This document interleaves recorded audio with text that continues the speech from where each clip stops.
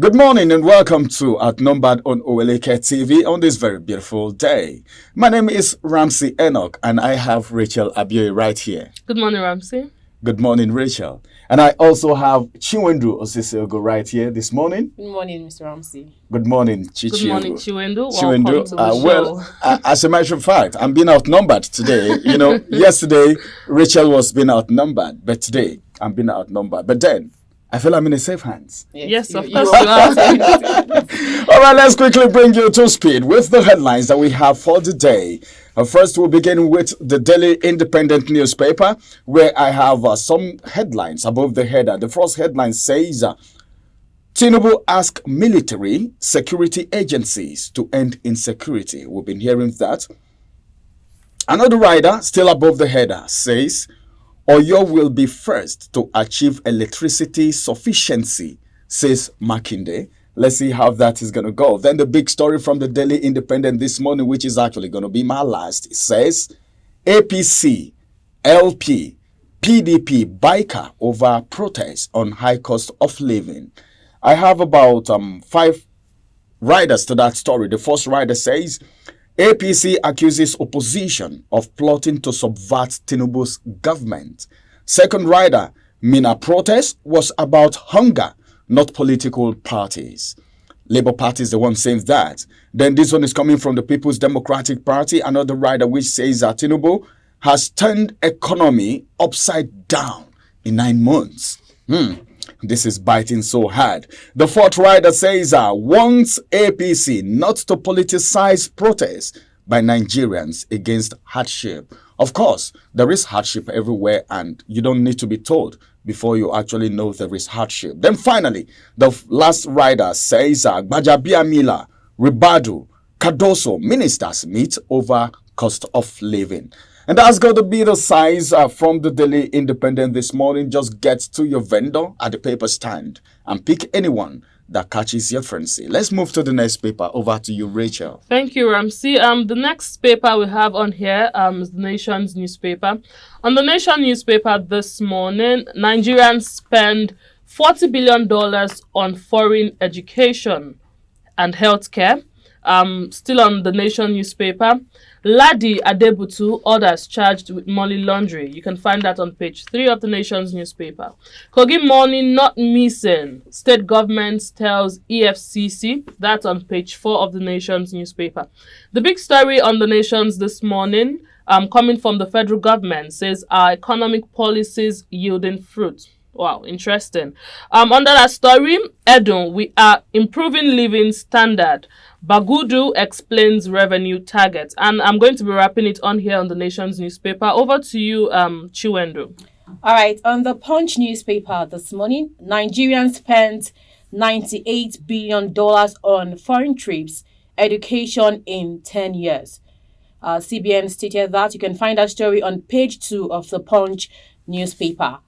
Tinubu returns, orders emergency meeting on food crisis. You can find the story on page 12 of the Punch newspaper. I think this is a good move from the presidency. Naira weakens at official market. Bank sells $584 million. You can find the story on page 19 of the Punch newspaper this beautiful morning. FG vows end to insecurity as NAV unveils attack helicopters. You can find the story on page 10 of the Punch newspaper. I think the government is actually making a good move by trying to vow to end the insecurity as NAV unveils attack on helicopters. The next story is Customs seized 854 million naira vehicles orders in January by the NCS. You can find the story on page 11 of the Punch newspaper. This and many more you can find on the Punch newspaper this beautiful morning. All right, thank you for that. Let's move to the next headlines, which is going to be coming from the Nigerian Tribune. From the Nigerian Tribune, we have this headline, which says, Economic hardship, PDP tackles APC over claims, opposition behind protest. You can get the details of that on page 2 of the Nigerian Tribune. Yeah. Then this story, I've taken it before. It's appearing again on Nigerian Tribune, and it says Gbajabiamila Ribadu ministers meet says government will unlock food in storage facilities.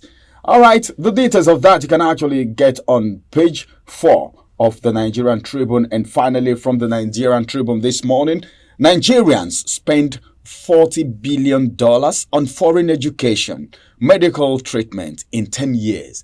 This is coming from the CBN governor. And the details of that you can actually get on page 4 of the Nigerian Tribune. Let's go on a quick break, and after this break we'll return to bring to you the big story for today. My name is Ramsey, and it's been Rachel and of course Chiwendu right here. We will be back. Follow us on our social media handles at Oweleketv.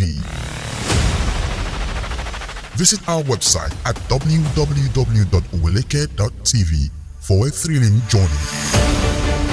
Oweleketv, rising star at the fairground.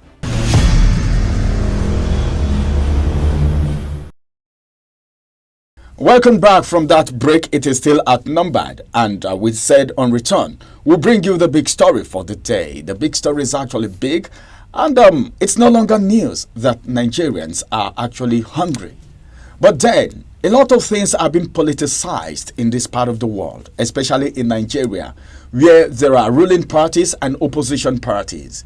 Most times, even when the opposition parties are saying things that actually make sense, some people will take it as if it is an attack on the government. But then, let's look at the big story today. APC, Labour Party, PDP Bicker over protest on high cost of living. I don't know, but then let's ask ourselves the true question now. It might be a bitter question, but then we need to ask this question. Are we not hungry in Nigeria? Are people not hungry? Are people not hungry in Nigeria? So when people are protesting that they are hungry, then you said, well, it's because some persons want to subvert Tinubu's government. It doesn't make sense to me. Because if you look at the first rider to that story, it says APC accuses opposition of plotting to subvert Tinubu's government. This is not it. We shouldn't politicize everything. People are hungry. But sometimes, I don't know, it appears as if because these other persons are in government, so they have the money, they have everything at their disposal. They are not close to the people. So sometimes they may not even know what is happening to the people at the grassroots. But this time, it's not just people at the grassroots anymore. Because the economy is dwindling on a daily basis. Things are falling. Naira is falling.